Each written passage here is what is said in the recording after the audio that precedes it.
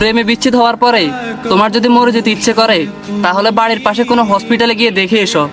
মানুষ একদিন বাঁচার জন্য কতই না ছটফট করে।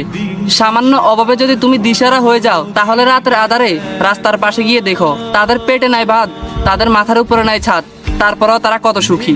তুমি কালো চেহারা নিয়ে যদি নিজেকে খারাপ মনে করো তাহলে অ্যাসিডে পুড়ে যাওয়া মানুষদের দিকে তাকাও, তারা এই অ্যাসিডে পোড়া শরীর নিয়েও সমাজে কি সুন্দরভাবে হাঁটে।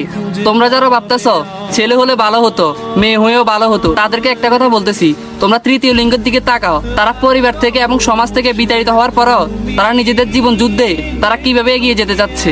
যদি তুমি ছেলে হয়ে ভাবো মেয়েরা লোভী, মেয়েরা টাকার লোভী, তাহলে তুমি তোমার ঘরে নিজের মায়ের দিকে তাকিয়ে দেখো, তোমার বাবার এই অভাবের সংসারে তিনি কিভাবে না খেয়ে বেঁচে আছে, তারপরেও কখনো বড় লোক কাউকে বিয়ে করার চিন্তা করেনি।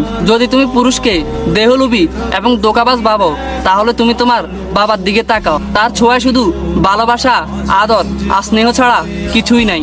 যদি কখনো তোমার মধ্যে অহংকার চলে আসে তাহলে তুমি তোমার কবরস্থানে গিয়ে দেখো, তোমার থেকেও আর কত অহংকার মানুষ ওখানে শুয়ে আছে, তাদের কোনো খবরও নাই।